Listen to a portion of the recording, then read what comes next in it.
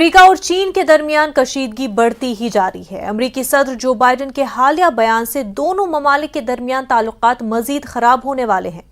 Biden نے کہا کہ اگر چین نے تائیوان پر حملہ کرنے کی کوشش کی تو امریکہ اس کی حفاظت کرے گا۔ چین تائیوان پر اپنا دعویٰ کرتا ہے، دیکھیے رپورٹ۔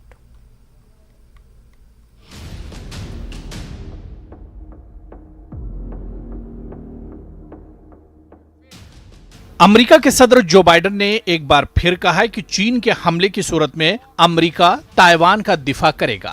سی بی ایس کے انٹرویو میں جب ان سے سوال پوچھا گیا کہ کیا امریکی فوجی اس جزیرے کا دفاع کریں گے تو امریکی صدر نے کہا ہاں، اگر حقیقت میں کوئی غیر معمولی حملہ ہوا تو۔ ان کے اس بیان کے بعد وائٹ ہاؤس کو یہ واضح کرنا پڑا کہ امریکی پالیسی تبدیل نہیں ہوئی۔ اس پالیسی کے تحت امریکہ کا خیال ہے کہ تائیوان کا مسئلہ پرامن طریقے سے حل ہونا چاہیے، تاہم پالیسی میں یہ واضح نہیں کیا گیا کہ آیا چین پر حملہ کرنے کی صورت میں امریکی افواج بھیجی جا سکتی ہیں۔ دوسری طرف چین نے بائیڈن کے بیان کی مذمت کی ہے۔ چین کی وزارت خارجہ کے ترجمان ماؤ ننگ نے بیجنگ میں نیوز بریفنگ میں ان ریمارکس کی مذمت کرتے ہوئے کہا کہ یہ ایک چین کے اصول کی سنگین خلاف ورزی ہے اور تائیوان کی آزادی کی علیحدگی پسند قوتوں تک غلط پیغام بھیجتا ہے۔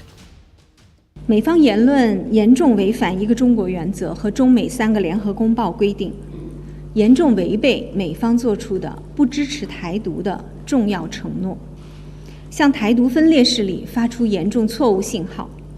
中方表示强烈不满和坚决反对，已向美方提出严正交涉。